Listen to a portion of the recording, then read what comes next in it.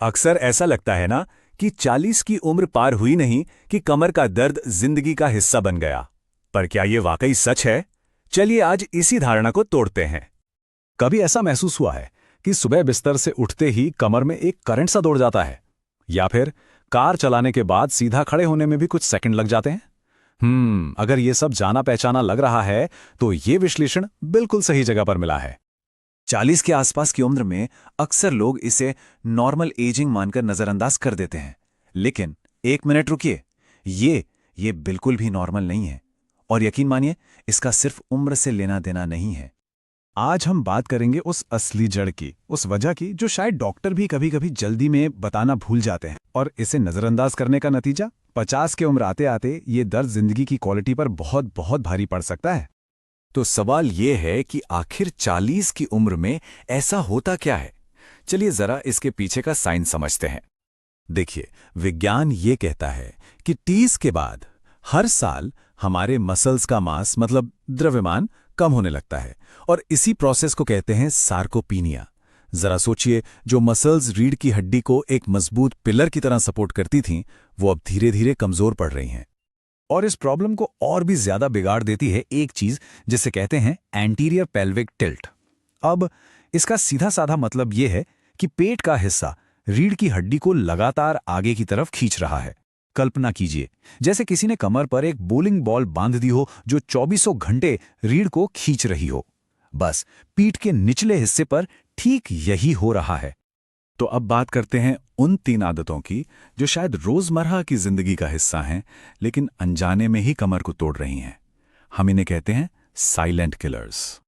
तो पहला silent killer है, अक्सर देखा गया है कि लोग पिछली जेब में मोटा सा वॉलेट रखकर घंटों बैठे रहते हैं।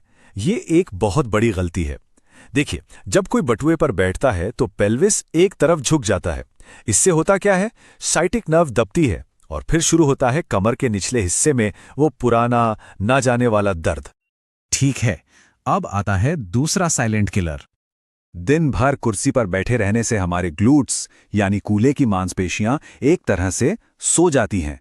वो काम करना बंद कर देती हैं, और जब ग्लूट्स अपना काम नहीं करते तो सारा का सारा बोझ किस पर आता है? जी हां, हमारी बेचारी कमर पर, जो इस एक्स्ट्रा बोझ को उठाने के लिए बनी ही नहीं है। और अब तीसरा और शायद सबसे आम साइलेंट किलर। पूरा हफ्ता तो ऑफिस की कुर्सी पर, और फिर शनिवार को अचानक से वीकेंड वॉरियर जाग जाता है, चल पड़े क्रिकेट खेलने। लेकिन जो मांसपेशियां पूरे हफ्ते ठंडी पड़ी थीं, वो इस अचानक झटके के लिए बिल्कुल तैयार नहीं होती, और नतीजा तेज ऐंठन और दर्द।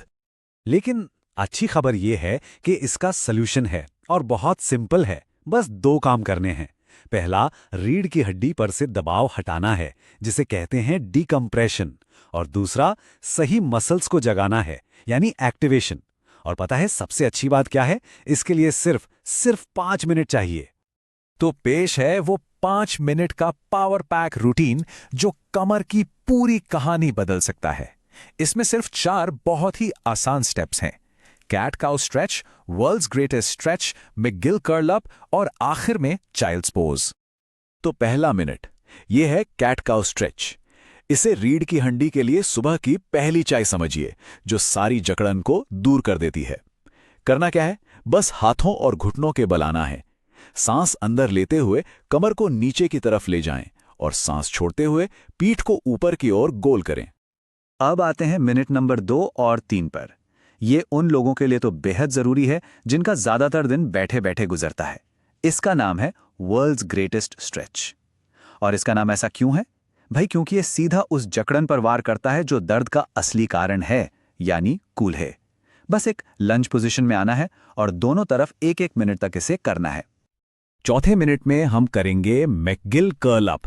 देखिए, सिटअप्स को तो भूल ही जाइए, वो कमर को फायदे से ज्यादा नुकसान पहुंचा सकते हैं। ये जो मैकगिल कर्ल अप है, ये कोर को मजबूत करने का सबसे सेफ, सबसे सुरक्षित तरीका है। इसमें पीठ पर कोई एक्स्ट्रा प्रेशर नहीं आता।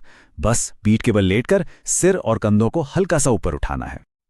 और आखिर में 5वां मिनट। अब शरीर को थोड़ा आराम और धन्यवाद देने का समय है, चाइल्ड्स पोज के साथ। ये पोज रीढ़ की हड्डी को पूरी तरह से रिलैक्स करता है और दिन भर का सारा तनाव खींच लेता है। तो जब भी कमर में दर्द उठता है तो हमारे पास आमतौर पर दो रास्ते होते हैं। एक रास्ता है पेन किलर का। पेन किलर क्या करता है? वो सिर्फ उस अलार्म को बंद कर देता है जो शरीर बजा रहा है, मतलब वो आग को नहीं बुझाता। दूसरा रास्ता है मूवमेंट का, सही एक्सरसाइज का। ये आग को जड़ से बुझाता है। तो एक चैलेंज लेते हैं। अगले 7 दिनों के लिए इस 5 मिनट के रूटीन को आजमा कर देखिए, सिर्फ 5 मिनट रोज। यकीन मानिए, शरीर आपको इसके लिए धन्यवाद देगा। और हाँ, अगर ये जानना चाहते हैं कि ऑफिस चेयर पर बैठने का सही पोस्चर क्या है और उस पर एक पूरा विश्लेषण चाहते हैं, तो नीचे कमेंट्स में पोस्चर जरूर लिखिएगा। एक बात हमेशा याद रखिए, हमारा शरीर हिलने डुलने के लिए ही बना है, तो उसे वो करने दीजिए। मजबूत रहिए, एक्टिव रहिए।